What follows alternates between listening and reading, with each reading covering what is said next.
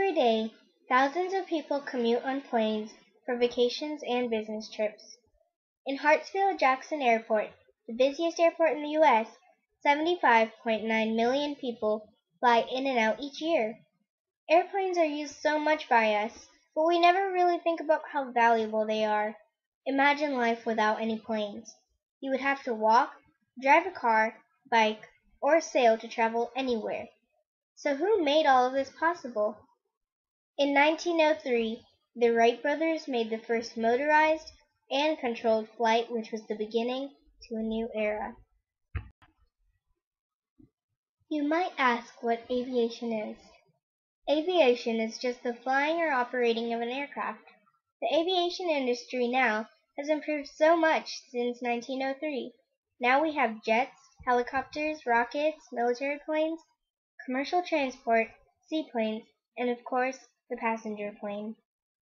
Last century, no one had the technology we have today, and so it's amazing that the Wright brothers created airplanes that they could control.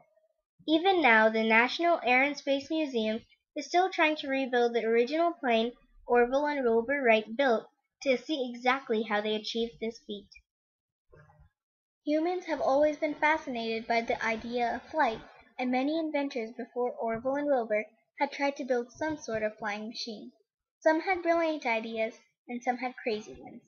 Many inventors before the Wright brothers made planes that had lots of mistakes, but the inventor would only find out after it crashed over and over. One huge debate is who invented the airplane. The Wright brothers did, of course, but there were many pioneers before them who spent their lives studying, researching, and conducting experiments on how to build a flying machine. These early inventors came up with valuable information that the Wright brothers used. One such person was Otto Lilienthal. He was a well-known German pioneer of aviation. He had many successful flights with hang gliders. He was even called Glider King. He wanted to make a machine based on the way birds fly, but he focused too much on their flapping of the wings and not on the shape. He experimented with flapping machines called ornithopters. Later on, he died during one of his gliding experiments. One day, when returning from a business trip, Mr. Wright brought home a toy helicopter. Wilbur and Orville played with it until it broke, and then built their own. That was their initial spark of interest in flying. Finally, the Wright brothers opened their famous bicycle store, the Wright Cycle Company. It was a small store, yet popular. The brothers sold custom-made bikes that were expensive because of its good quality. They had invented many small things during that time, such as the crank arm and a left pedal. They earned lots of money in this shop. It was, and still is, located in Dayton, Ohio. They made many expensive bicycles, and the store became well known, though it was a small one. Soon, however, their focus turned to aviation. They started to study it like it was a hobby, but they got pulled in deeper and deeper because it was so interesting. They went to the library and got all the books there were about flight. Surface of a biplane. Wilbur theorizes that he could twist the wings and control the direction in which the airplane moves. It's called wing warping. To test his theory, Wilbur builds a kite inspired by the cardboard box. After researching, the Wright brothers built their biplane kite, which was a success. That led them to the idea that human flight was possible, and they started doing experiments right away. They went to Kitty Hawk, North Carolina, because of its windy climate, hilly terrain, and remote location. They traveled there and conducted most of their experiments in Kitty Hawk. In 1900, Orville and Wilbur tested their 50-pound biplane glider that had a 17-foot wingspan. It had the wing warping mechanism. It was based on Otto Lilienthal and Octave Chaney's design. A lot of people may not quickly understand is the fact that they were excellent technical problem solvers. They went about the problem in a very technical way. They knew that from their kite tests leading up to the first flight in 1903, they knew that they had issues that they had to fix. And instead of building huge kites that were essentially looked like the Wright Flyer, but building these big kites with a small change on the wing, that took a lot of time, a lot of money. And so they built a smaller version. And the key thing about the Wright brothers is they built a wind tunnel. And they were able to test models of the kites that they were building with different wing shapes and propellers. When they were doing their propeller design work, that the wind tunnel actually helped them predict what was going to happen every time they made a change.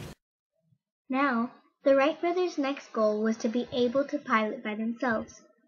Their next attempt was in 1901. This was an important trial.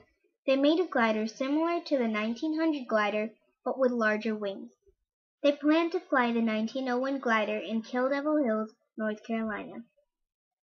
The 1901 glider made about 50 to 100 free trials, whereas the 1900 glider only made 12.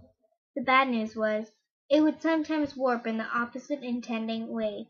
You could pretty much call this experiment a failure, but of course, they never gave up.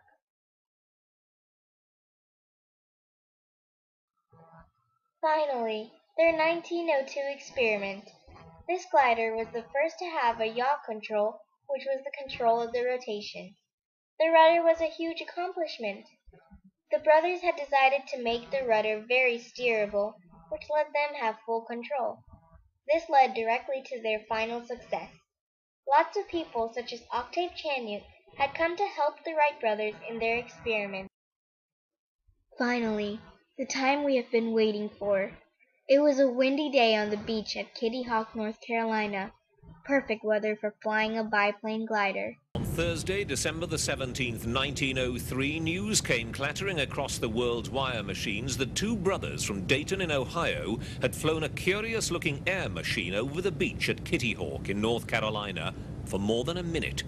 And if anyone was skeptical about the claim, these pictures were to prove it was true.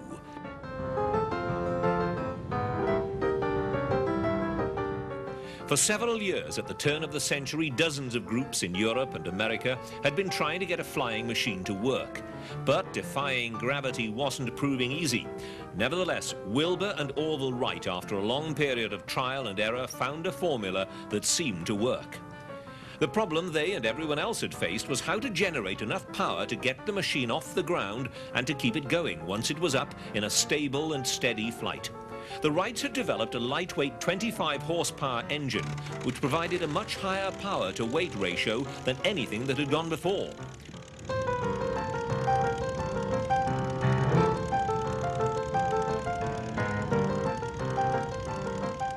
With this and a little help on the launch site from a heavy lead weight, they were airborne and away.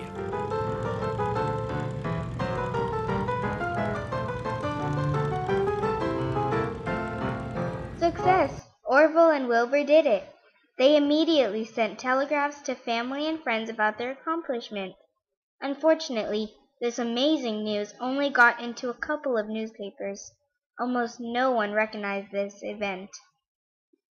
In 1908, the brothers signed a contract which let them build planes for the U.S. military.